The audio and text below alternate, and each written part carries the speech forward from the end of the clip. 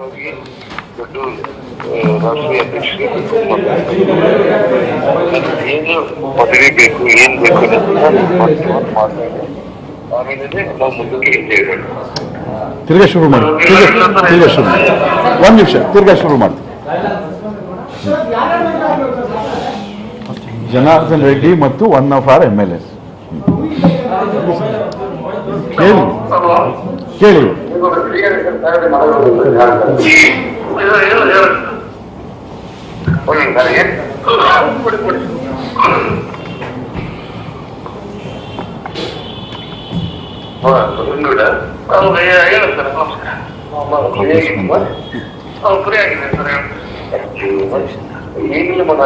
ಏನಿಲ್ಲ ಏನಿದ್ರು ಕೂಡ ಹಳೆಯವು ಏನ್ ನೆನ್ಸ್ಕೊಂಡ್ರು ಕೂಡ ಏನೇನ್ ಕೆಟಗರಿಗೆ ಏನಾಗಿದೆ ಅದನ್ನ ಮರ್ತೋಗ್ಬಿಡಿ.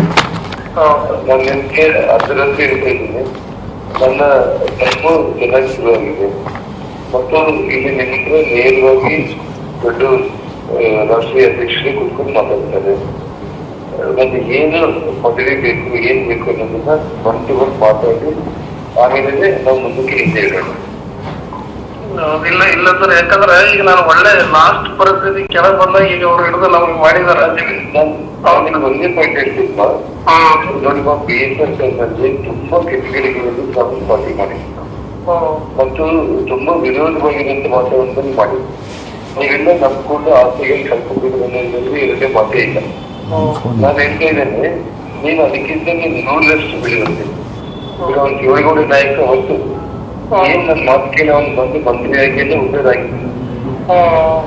ಇವತ್ತು ನಿಮಗೆ ತನ್ನಂತಿಗೆ ತಾನು ಇವತ್ತು ಸಾಯೋವರೆಗೂ ಎಲ್ಲ ದೃಷ್ಟಿ ಬಿಡ್ಕೊಂಡು ಶಕ್ತಿವಂತನಾಗಿದ್ದಾನೆ ಇಲ್ಲ. ನನ್ನಿಂದನೇ ಆಗಿತ್ತು. ಏನು ರಾಜಗೌಡ ನನ್ನಿಂದನೇ ಆಗಿತ್ತು.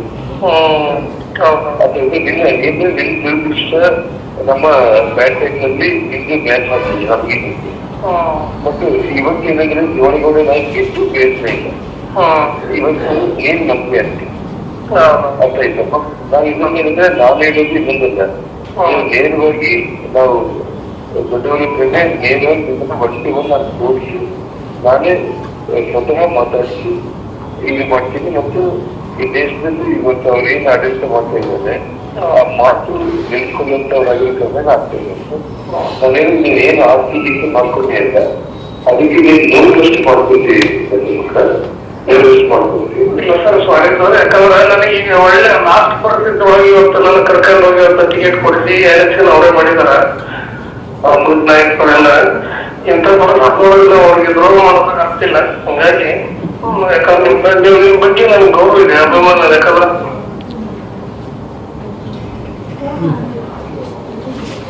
ಸೊ ಇದೊಂದು ಜಸ್ಟ್ ಸ್ಯಾಂಪಲ್.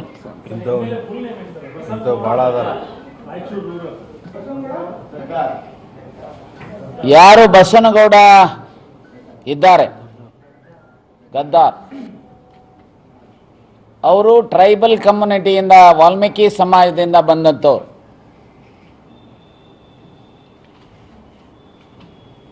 ಅಲ್ಲಿ ಮಸ್ಕಿಯವರೆಗೂ ಪ್ರಯತ್ನ ಮಾಡ್ತಾರೆ, ಮಸ್ಕಿ MLA ಅವ್ರಿಗೂ. ಹಾಗೆ ಇನ್ನಿತರನ್ನ ವಾಲ್ಮೀಕಿ ಸಮಾಜದವ್ರನ್ನ ಕೆಲವ್ರನ್ನ ಟಾರ್ಗೆಟ್ ಮಾಡಲಿಕ್ಕೆ ಹೊರಟಿದ್ದಾರೆ. ಬಟ್ ಆದರೆ ವಾಲ್ಮೀಕಿ ಸಮಾಜದವರು ಕೊಟ್ಟ ಮಾತಿನ ರೀತಿ ನಡ್ಕೊಳ್ಳುವಂಥವ್ರು. ಇದು ಸ್ಯಾಂಪಲ್ ಅನ್ನ, ಇದಿಷ್ಟೇ ಅಲ್ಲ, ಅವರ BJPಯ ರಾಷ್ಟ್ರೀಯ ನಾಯಕರ ಕಾನ್ವರ್ಸೇಷನ್ ಇರ್ಬೋದು, ಅವು ಸಹ ನಮ್ಮ ಹತ್ರ ಇದಾವೆ. ಅದನ್ನು ಸಂದರ್ಭ ಬಂದಾಗ ನೋಡೋಣ ಇದಕ್ಕೆ ರಿಯಾಕ್ಷನ್ ಅವ್ರದ್ದೇನು ಬರುತ್ತೆ. ಅವರ ರಾಷ್ಟ್ರೀಯ ನಾಯಕರು ಯಾರೆಲ್ಲ ಬಹಳ ದೊಡ್ಡನೆಯ ಮಾತುಗಳನ್ನು ಆಡ್ತಾ ಇದ್ದಾರಲ್ಲ, ಅವರು ನಮ್ಮ ಶಾಸಕರಿಗೆ ಎಷ್ಟೆಷ್ಟು ಆಫರ್ ಕೊಟ್ಟಿದ್ದಾರೆ ಇದನ್ನು ಸಹ ರೆಕಾರ್ಡ್ ಆಗಿರ್ತಕ್ಕಂಥದ್ದು ನಮ್ಮ ಹತ್ರ ಮಾಹಿತಿ ಇದೆ. ನಾನು ಇಷ್ಟೇ ಹೇಳ್ತೇನೆ, ನೀವೇನಾದರೂ ಸಹ ಈ ವಾಮ ಮಾರ್ಗಗಳಿಂದ ಈ ರಾಜ್ಯದ ಜನತೆಯನ್ನು ದಾರಿ ತಪ್ಪಿಸ್ತೀವಿ ಅಂತ ಏನಾದರೂ ಭಾವಿಸಿದ್ರೆ, ಕರ್ನಾಟಕದ ಜನ ಅತ್ಯಂತ ಬುದ್ಧಿವಂತರಿದ್ದಾರೆ.